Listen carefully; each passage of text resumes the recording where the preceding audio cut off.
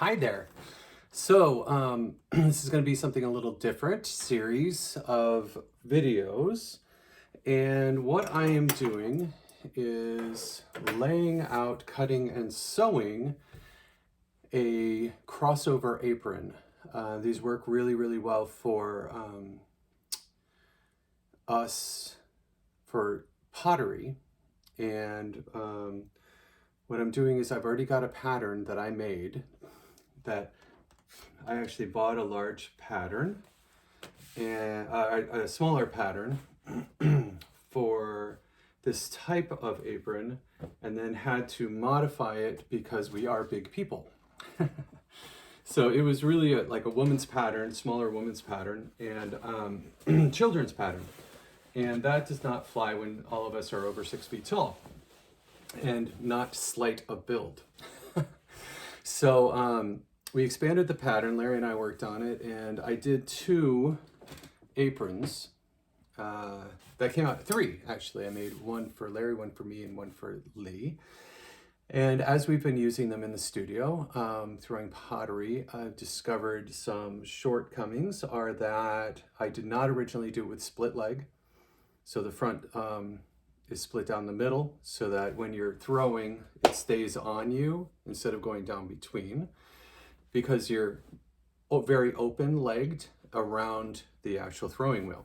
So that's going to be one modification. And then the other modification is going to be, I don't have any pockets on the ones that I made.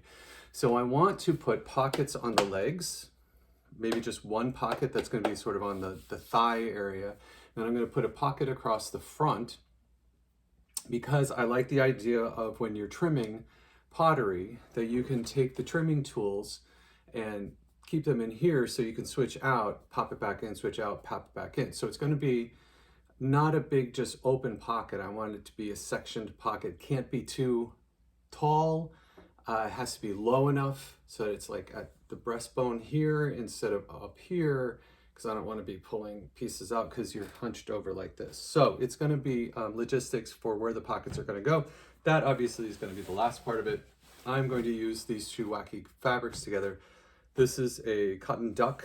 It's actually, I think it's a cotton poly blend, but it's a duck. I made actually a kilt out of this fabric. It's great fabric. And this, I have no idea where this came from. It's so pretty. I apparently bought it at some point for something. I don't think this was for a muumuu, because it doesn't look like enough fabric. It's super light cotton, because you need at least like five yards for muumuu. Lee was into muumuus. He apparently wanted muumuus for a little bit. This may be 5 yards. I don't think it is. But anyway, whatever it is, I like it. I'm only going to use a small amount, but I'm going to make the pockets out of this. So I thought that'd be really pretty. And masculine. Has to be masculine because we're men. Yeah, bullshit. Bull honky. But anyway, so I'm gonna use that for the pockets because it is a lighter weight fabric. I thought it'd be good to breathe.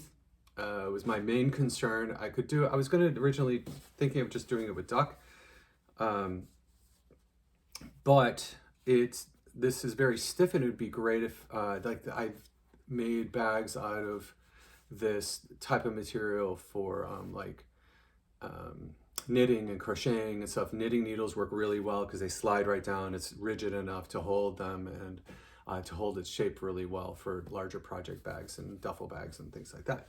But when it comes to an apron, the nice part about it is the more you wash it, the softer it gets, and it gets supple, and it doesn't really shrink. So it shrinks very, very little.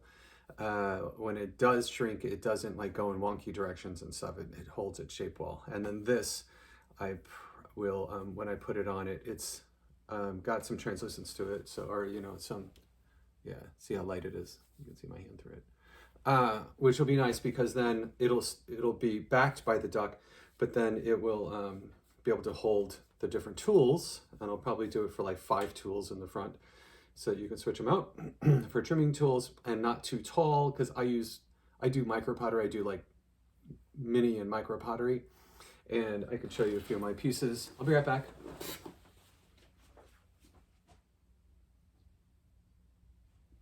So these are a few of my pieces that are right now just drying. They're small. Oops, you can now even see those. So they're small. See? And decorated. And they'll be underglazed. I'll do some underglazes on them, and then I will overglaze. And these are all trimmed up and done trimming wise. This one's a little weird because it doesn't really sit flat yet. So I'll figure that out before I fire it. But they're fun little pieces. As they shrink, they will shrink probably about 15, 17%, maybe more, 20% when they're this small. It depends on how thick they are as to how much they shrink. Like I have one little bowl that's literally this big. So anyway, so with that, I use very small trimming tools. And when I say small, I mean they're this tall, whereas a lot of trimming tools are, much taller. But anyway, so I use little mini trimming tools, and that will all work together. So here we go. So back to sewing. All we're gonna do right now in this segment is to get my fabric laid out. Because it's an apron and it's my apron for myself, I'm not making this for anybody else. I don't care what direction my fabric is. This is also, there are two sides to this fabric. All fabric has two sides. This side and that side. There is a difference in almost all fabrics that I've ever seen in my life.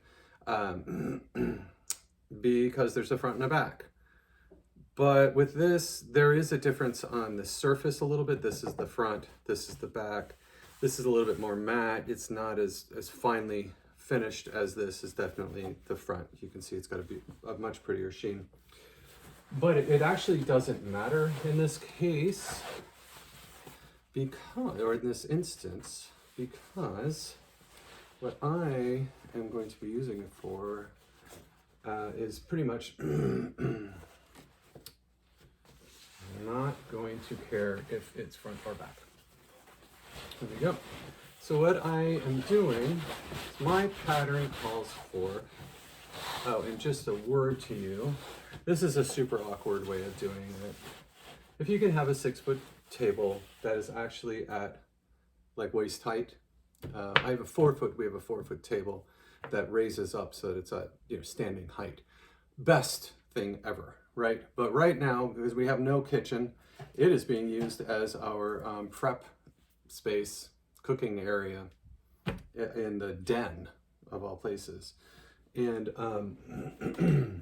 so I therefore cannot use it as my cutting table, unfortunately. Normally I just have it sort of set out in the middle of nowhere and use it there. Now, there's a lot of different ways to approach cutting from a pattern piece. If you have paper pattern pieces that you've bought, you can make a fabric. If you're going to use it multiple times, I always transfer it to muslin or some old sheet from the 1980s, right? This is actually a 2-piece pattern, fabulously enough. It was 3 pieces. I modified the pattern so that it is no longer a 3-piece pattern. It is a 2-piece pattern. It's super easy. You cut 2 of these individually. These are the sides. They call it sides. So this is what I do for marking my pattern pieces. I take a Sharpie and give myself instructions. So each time I take it out, if I take it out 10 years from now, I'll be like, oh yeah, I know how to do this. So it says crossover apron. That's what it's for. XXL, because we're large people. I made it from an XL, supposed XL. That was basically an L, and brought it up a few sizes and modified some of the shape. These are sides, and it just says cut 2 in a circle. I always put the directions of how many you do or what you're doing. If there's a seam, if there's a whatever. Now you'll notice that or you probably can't see it, but there are random threads on this because as I did it, I cut a piece, cut my pattern piece, and then all I did was basted it together. I just did long stitches together to see if it would fit, put it on. Yay, it worked. So, and with my fabric, how do you cut 2 of these and make it easy? Aha, I don't need to be doing it this way, right? I don't care inside and out. So I'm going to, as you can tell, I've cut a lot on this fabric already. I've already actually made one apron out of this fabric. The one that I use, the one that Lee uses is made out of this fabric, so I know it works very well. And I am going to try to use my fabric as efficiently as possible. Therefore, that means thus, thence, and thereforth, I am going to use this fabric this way, and I'm going to bring it down as far as possible. Now, do I cut it this way or do I cut it this way? I'm going to, how can I use this fabric as well as I can use it? Now, what if I fold this in half? How long is this piece? Would this fit this way? This is the thing to do to see how to use your fabric. It may actually serve me best to cut 2 of these. I know that if I set them out, I can put one down like this, and then turn this back over and put it and start it that way. So I'm actually not going to double my fabric. This is part of the discovery process of how do you do these. Now, I don't cut around my pattern pieces. I trace my pattern pieces onto my fabric. Why, you may ask, do I do that? Or you may just not care, but that's what I do. I do it consistently.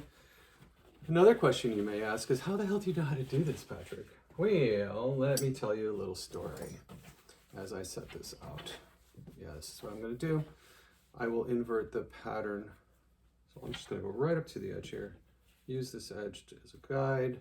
Bring it all the way down to this far tip that you can't see. So that far edge, I'm going to just line it up there. Put it out nice and flat. Now I've got my writing side up, so I know that this is for my pattern piece. When I turn it, this is the side that needs to be up because I need 2 of these. This is how I'm going to do it. My issue is I have never liked cutting and trying to keep the pattern piece in the same place while cutting. Yes, I have rotary cutters, but when you've got a giant thing like this and you don't have a self-healing mat that is 4 feet because they're like $400, they're expensive. What was my solution always? Well, I take a marker, grab one from Lee's stuff. It doesn't matter the color, it doesn't matter the size. Oh, I don't want a like super nice one of those. And I'm going to trace around my pattern piece. Now, my table is not long enough to get my whole pattern piece. Oh no, who cares? Don't care. It is an apron, my friends. It is not rocket science. So, why do I know this? Well, so I grew up sewing. If you've watched my series on making mannequin heads into planters, you may have, I know they're very long episodes, but you may have seen a couple times where I've talked about that I sewed.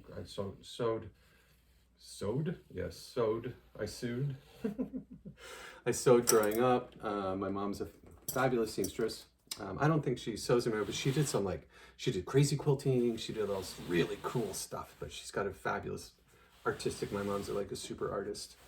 And so I did home ec in high school because, you know, I'm that gay kid who did home ec when no other male had ever done home ec, as you would have thought, in the history of any school on the planet, especially not one in Vermont. But I did it because I was like, screw you all, I'm going to do home ec because I want to learn how to do that stuff too. I like to cook, and I was just like, well, I like shop, loved shop, but did that as well. So there we go. There's one, right? Now, do I care about front front and back sides? I don't. So I can do this. I can do two things. I don't care, so I've got more freedom. If I cared, I would be really careful now to make sure that this outside, especially if I were working with a pattern, that the outside, I would make sure that my pattern piece, that where I drew my instructions, is lined up or is set down with my writing on the outside. So the back of this is faded. If you can see the difference between the fabric coloring, bright, more, well, you probably can't tell very much. Anyway, it's more faded on the back because it's an actual print, like screen print. So anyway, so I took shop, loved it. Also, then took sewing and cooking. And back when boys didn't do that thing in the 80s. But I loved it. And so then I'm kind of fearless with that sort of thing because, you know, I've got fearless parents who have just boldly gone and done things because they wanted to and they have a passion for it. So, this aside. And I sort of learned real basics there.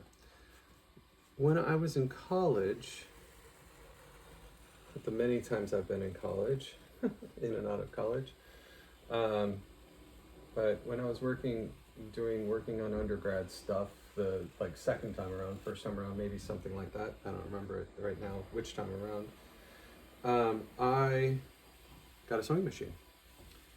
And I decided I was going to sew because I was working at a fabric store. And I was like, ooh, this is like a medium. This is an artistic medium, fabric. So I saw it as something that I wanted to try out as an artistic medium because it was a very, very, I don't know if any of you remember in Kansas City, in the halls, in the Hallmark Plaza, Cy Rudnick's Fabrics. I worked there for a not very long time, but I really loved it and was very inspired. Mr. and Mrs. Rudnick were incredibly sweet, very, very, very generous people. And Mrs. Rudnick had a designer who designed her clothes for her. And Cy Rudnick would go into New York. And, you know, this is Kansas City, so it's not like anywhere East Coast where you go into New York, it's not that big of a deal. But he would go into New York and go on these fabric shopping things. And this was all a new idea, new concept to me. I was like, wow, this is so cool. So I started sewing, and then I found that I had a real knack for it because I'm mechanically inclined. And so I continued sewing, and I developed my sewing skills, and back then you had to read books to do that, and videos and things, and my sewing got better and better and better. So I started tailoring, and then I designed, had my own company, small company. I did it actual self-employed, so I was still working as a paralegal at that time. Well, I was more of a legal assistant at that time, and did my own DBA and started my own little business designing clothing because I found that I could design some kick-ass clothes for women.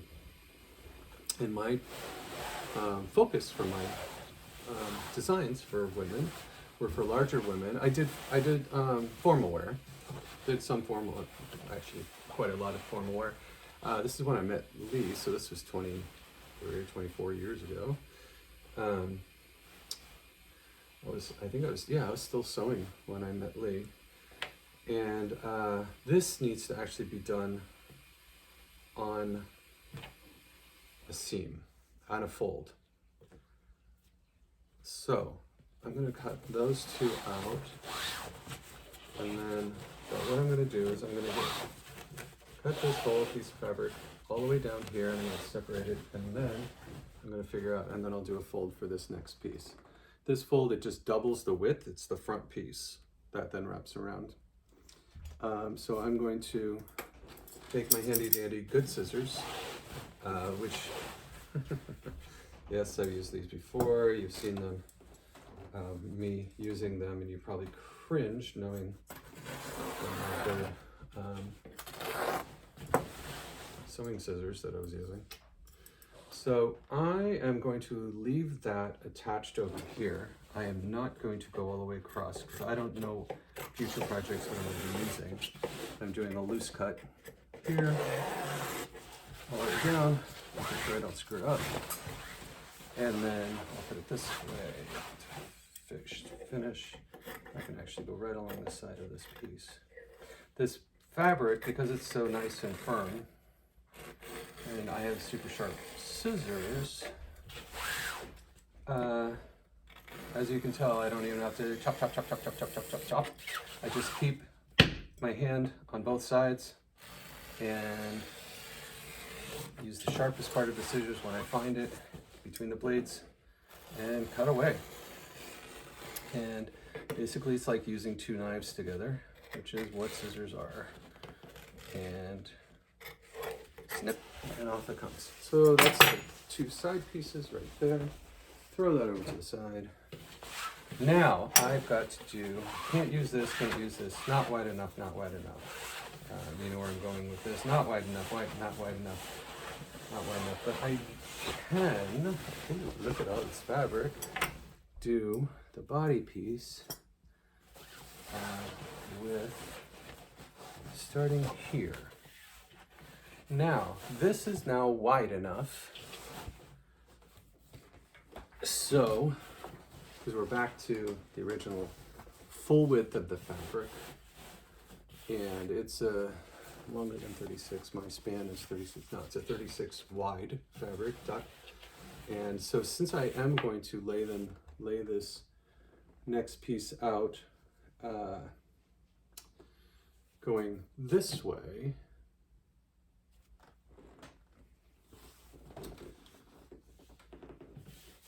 Yeah, this will work.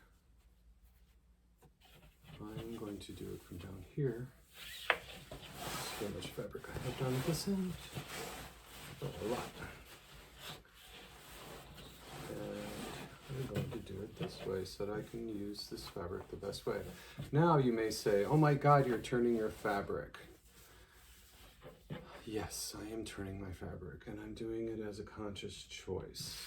If I was not using this heavy duck fabric or canvas, it's a light canvas, heavy duck, I would not lay this out this way because fabric drapes differently in different directions.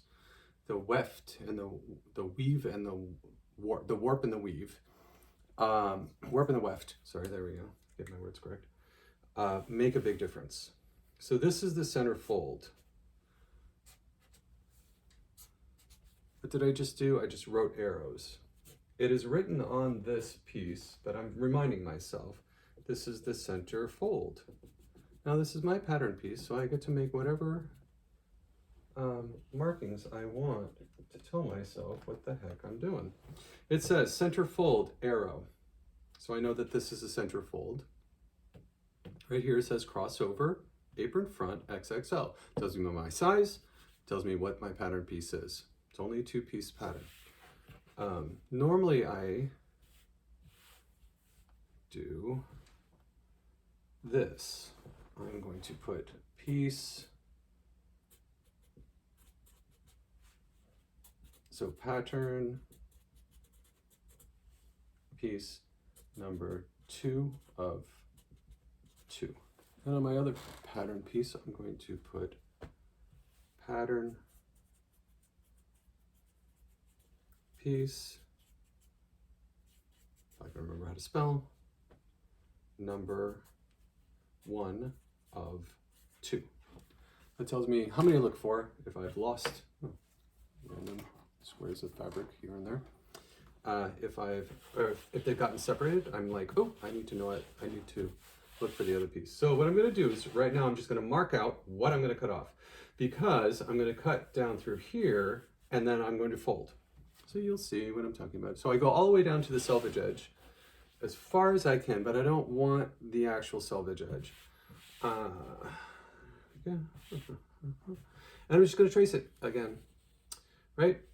But what I'm not going to trace is my very, very, very edge. Actually, I could, but I don't want a line going down because I don't know which side of this I'm going to actually use while I'm sewing, and I don't want a line down the middle of me that's in permanent marker if it ends up being the outside. Because, you know, it's an apron and it's functional, and I could make this a very pretty apron if I wanted to for somebody else, but I'm not, it is mine. And I'm going to put here, I'm not going to put dashes, because what I can do is I can relay this. So there's that, and now I know how far my fabric is going to go. I am using this, I've got a big old bucket of water on the floor here from making mannequin heads, and I don't want to get my stuff in the water. So I don't need the fabric. That's that end. It's just kind of cumbersome right now, so I'm actually gonna, this is not awkward at all, right, you say? But I don't really care. So just generally coming through, I will tidy that up, coming down to here. I know I'm gonna go twice as deep as that. So, 2 ways to do that. Flip it over this way. Well, I've drawn on this side, so I can't do that because I don't know where the hell my fabric is going to end. Or can I? I can, because I know that I'm only going, I'll put a tick mark over here, ticky ticky, and I'm just doing right now, this is just in the selvage, tells me how far I need to go, and I'm going down to right here. So I am gonna fold it over this way, and then I'm gonna just continue cutting down this direction so that I can get the majority of the piece out. Then I can trace the other half, and it just makes it, when I'm working in a smaller space that's inconvenient and awkward, like this one is, where I can't, I'm not standing, I'm not working in a like easy peasy lemon squeezy, there we go, space. So I just found my little tick on this end. I just went right on the end, put that right there. Line up my selvage. I know my selvage is dead on, straight across. So, hey, look at that. Now I know how big of a piece I'm gonna need.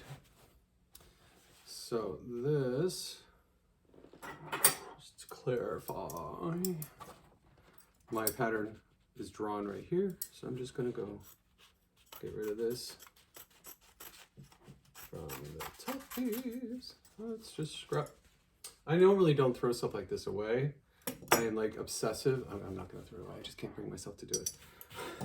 Obsessive about not throwing away fabric because I end up using it. So, but I do know I'm good to go to cut from here. I'll make sure this is all lined up. And I'm gonna cut down this way, cut in.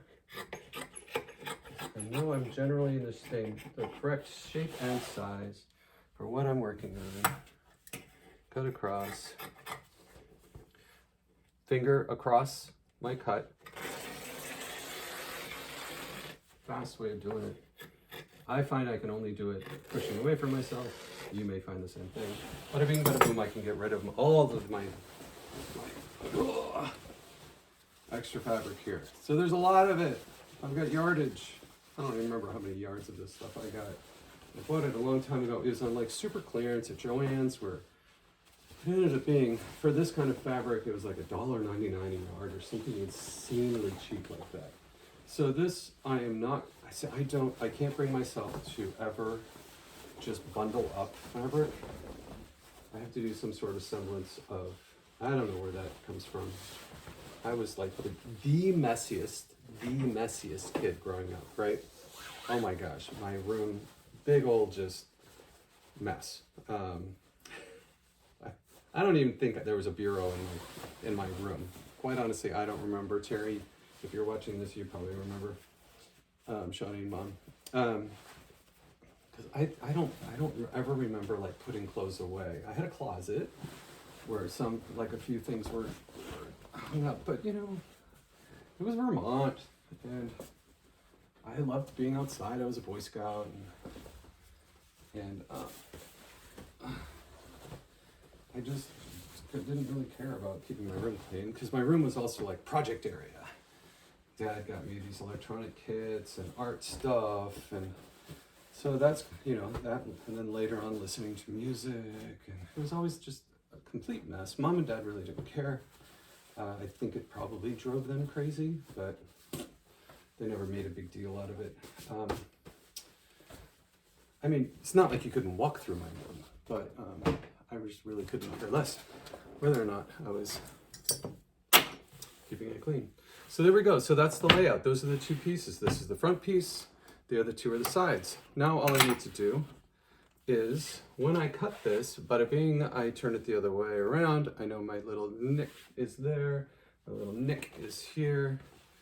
And when I cut it, the beauty of this fabric is it stays together pretty well. Normally, when I would do something like this, what would I do next? Pin it, right? Pin the two pieces together. Now, whether or not I'll do that, I'm gonna say I will. But I'm gonna do it really, really briefly. So I'm just going to, there's a corner here. I wanna make sure my corners stay together. I don't need it for the general large area. Keep that together. This is a corner. I'm gonna do the corner here. And then I'm gonna come back down to this corner, and I'm gonna need to try to keep those together. Now we know this is the heavy fabric, so what's beautiful is it will cut easily.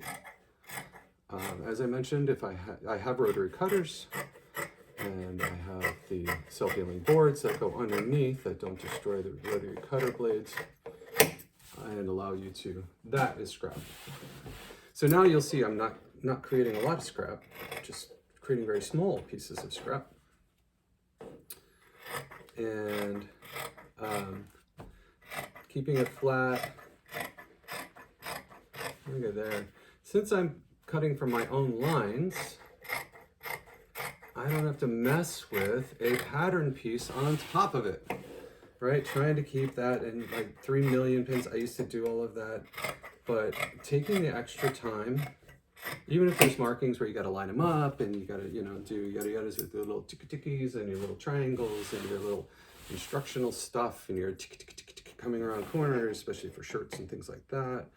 You know what I'm talking about if you've done anything with like the much more complex pieces with smaller aspects to them. In this one, you don't have to worry about it because it's all going together, and we've got a couple options for finishing the edge. We've got a bunch of options actually. I'm going to do a quick and dirty way to do it, obviously. And this is coming through here. And boom. My front piece is done. Take out my pins. I do not leave pins in pieces because then they come back and they attack me. And I don't like bloody fingers. God knows I used to have enough of those all the time when I was sewing all the time. So boom. Front. Nice and big, fits around my belly. And we're good to go there. I just have marks at the top and the bottom. Fold that back together because, you know, why wouldn't I fold it? I always fold stuff up. At least this stuff. I hate folding my clothes, but I love folding fabric. And then I've got my two pieces that I cut just a few minutes ago. They're real long. These I am not, so they're turned around so that, let me show you what we ended up doing, how I use the fabric. So one is, this is the long piece that comes down and around. You can see that. And the other one I just turned it around so that this one comes in and the body goes there. So I have one long piece, but it's just one wide or strip, right? Instead of wasting fabric, a lot of fabric, I waste very little fabric doing it this way. Now I can go around and I can zip. I probably could zip, yeah. Find the real sharp part. Don't be afraid to just throw your fabric around and put it where it needs to go. You be the boss of your fabric. There we go. I actually. It's such a wonky piece, I cannot keep that. There's no reason for it. I used to keep strips of fabric all the time, like what I'm creating now. And then I got so many because I would use them for weaving, actually. You can do tapestry stuff. Rigid heddle loom works beautifully with the strips like that. But not with the heavy fabric like this. So it would just go into a bin and sit there, and then eventually I'd be like, why do I have all of this? And I would purge. Or I'd keep it until we move, and then I'd purge and give it to hopefully somebody, like I did when we moved from Kansas City. There we go. So, just cut both of these at the same time. Bing, bing, bing, bing, bing. Get rid of my scraps. Bloop. Try not to do this crossways, but for your sake, I'm going to do it. Normally I run around my table when I have the waist high table to be able to do it on. Kansas City, our last house in Kansas City was pretty freaking awesome. In that, we lived out at 135th Street, almost, 13801. So 138th Street, actually. This is the center extra. How big is that? That's big enough for a pocket. That's getting saved. I know. Put that with the original fabric. And then, but I had a dedicated sewing room. It was a closet that had been used, like walk-in closet, that hadn't been used as a walk-in closet, oddly enough. The man who had designed the house for himself in the 70s was a designer for the Halls family. And he designed the house as a show house. So it was in Better Homes. Yeah, pretty sure Better Homes for 2 years. For the super insulated windows that it had, blah, blah, blah, and design choices and all this other stuff. And one thing that had was on the very top floor, they're all half floors, so the fifth half floor, had a walk-in closet that he used for his drafting, and had great light, northern exposure light. Yeah, that's done. That's one side, finished. Put that over my leg, finish up cutting out the other one. And, but it was a dedicated, so Lee let me have it. And it was just big enough so that I built a wall. I used it, a door, actually, a closet door. So it was not very wide, but I did it at counter stool height. And it was a full height door, 7-foot door, laid out this way. And there we go. That's all done too. And I could leave all my stuff out. It's the first time in my life that I ever had a dedicated sewing room where, it wasn't like a kitchen table. Let me tell you, it's life-changing. That's when I started doing my retro totes and was able to really get creative and stay creative. The walls I built in shelves. I got the rails into the shelves, so that they were just totes and totes and totes of fabric. So you may call it hoarding. I didn't call it hoarding. I called it collecting. Tons and tons and tons of fabric. It was fabulous. And I used it. I used all of it, except for what I ended up not being able to use before we left. And I kept a lot of that. There we go. So those are the side pieces. Ta-da! These I'm going to fold up in a not weird way. There we go. That makes sense. And next episode, we will get to sewing. I'm going to get the serger out. I will serge all the pieces, or serge all the edges after I sew them together. And that is what we're doing. All right. So I'll see you on the next section of this. Have a great day. Bye.